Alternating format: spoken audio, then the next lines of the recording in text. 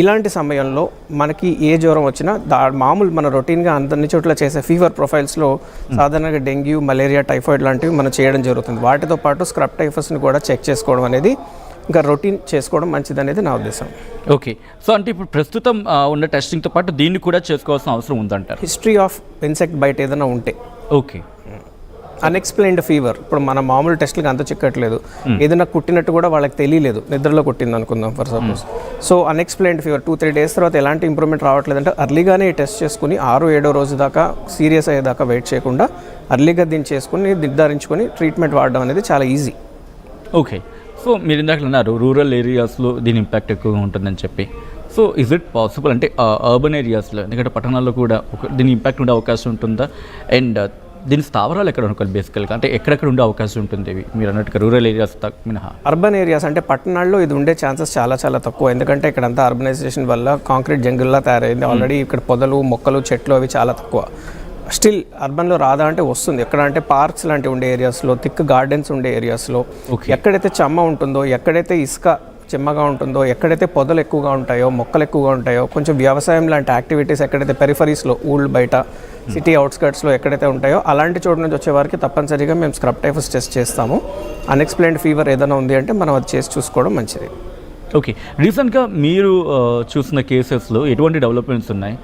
As ఒక పేషెంట్లో వాళ్ళకి ఎలా, వాళ్ళ ఏమంటారు సాధారణంగా వాళ్ళకి ఎలా ఉంటుంది అనేది ఒక జ్వరం అనుకుంటారు తప్ప once the get to know ఇది తెలిసిన తర్వాత ఎలా ఉంటుంది వాళ్ళకి? మామూలు జ్వరంలాగే మొదలవుతుందండి. ఏది టిపికల్గా ఇన్సెక్ట్ బైట్ హిస్టరీ వాళ్ళు చెప్తారు చాలామంది.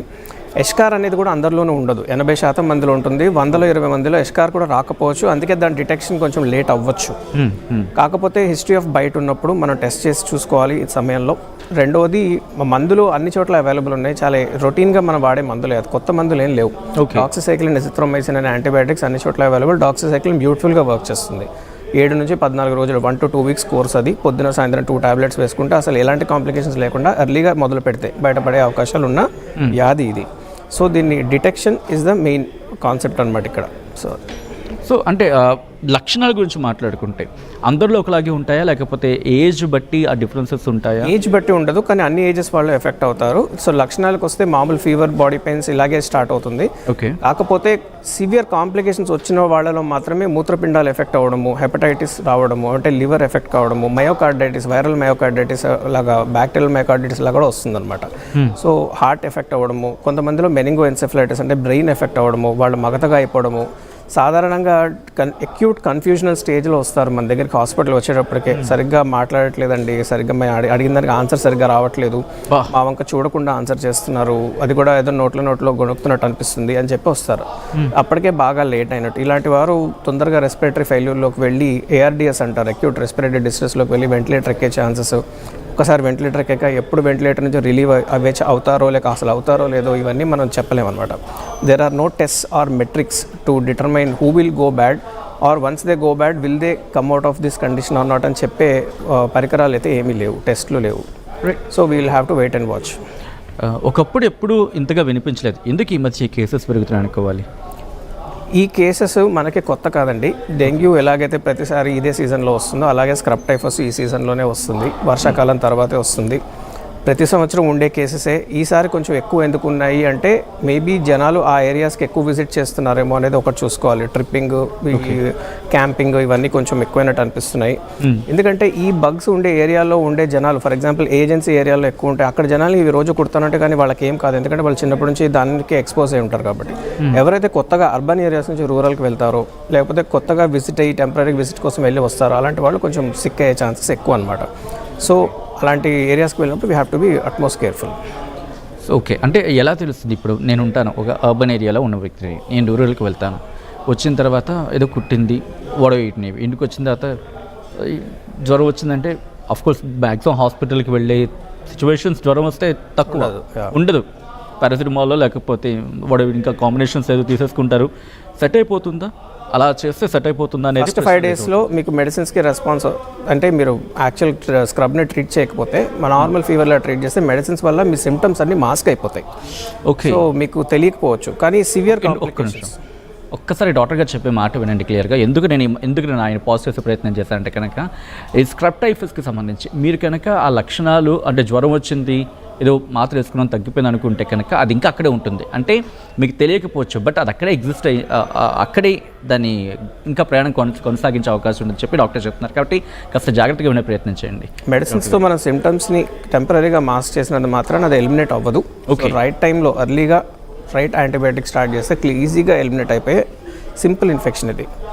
So early detection is a clinical డయాగ్నోసిస్ని క్లీన్ చేయొచ్చు అనమాట. ఎన్ని రోజులు ఉంటుందండి ఒకవేళ? మామూలుగా దీని ఇంక్యుబేషన్ పీరియడ్ 1 to 2 weeks అంటారు. సో మామూలుగా ఫస్ట్ మనం టెస్టులు చేసినప్పుడు కూడా ఫస్ట్ 1 weekలో స్క్రబ్ టైఫస్ IgM అనే ఒక టెస్ట్ ఉంటుంది. అది టెస్ట్ చేస్తే పాజిటివ్ వచ్చే ఛాన్స్ ఉంటుంది. 15 రోజుల తర్వాత నుంచి IgG అనే టెస్ట్ పాజిటివ్ వస్తుంది. సో మనం ఎన్ని రోజులు ఫీవర్ హిస్టరీ ఉందనే దాన్ని బట్టి ఏ పర్టికులర్ టెస్ట్ పంపిస్తే మనకి డయాగ్నోసిస్ దొరుకుతుందో అనేది నిర్ధారణ అవుతుంది. దీనికి ప్రధాన లక్షణం జ్వరమేనా లేకపోతే ఇంకేమైనా వేరే లక్షణాలతో డిటెక్ట్ చేయొచ్చా? జ్వరం ఉంటుంది, దురదలు ఉండొచ్చు, మనకి ఎక్కడైతే అది కుట్టిందో అక్కడ సివియర్ పెయిన్ ఉండొచ్చు, అక్కడ చిన్న బొబ్బలాగా ఏర్పడచ్చు 2వ 3వ రోజు కల్లా. అది 4వ 5వ రోజు కల్లా చిన్న అల్సర్ లాగా ఫామ్ అయ్యి అంటే పైన స్కిన్ చిట్లి విడిపోయి చుట్టూ చిన్న అల్సర్ లాగా ఫామ్ అవ్వచ్చు. 7-8వ రోజు నుంచి ఎస్కార్ అనేది ఫామ్ అవ్వచ్చు. ఓకే, ఒక బొబ్బర్ వచ్చింది అది ఇంకా కంటిన్యూ అవుతుందంటే కనుక వెంటనే వెళ్ళాలి. ఓకే, ఎందుకంటే మామూలుగా ఏది చిన్న కుట్టినా ఒక రోజులో వెళ్ళిపోతుంది బొబ్బర్లాగా, లేకపోతే ఒక రోజు కూడా ఉండకపోవచ్చేమో. అవును, రైట్.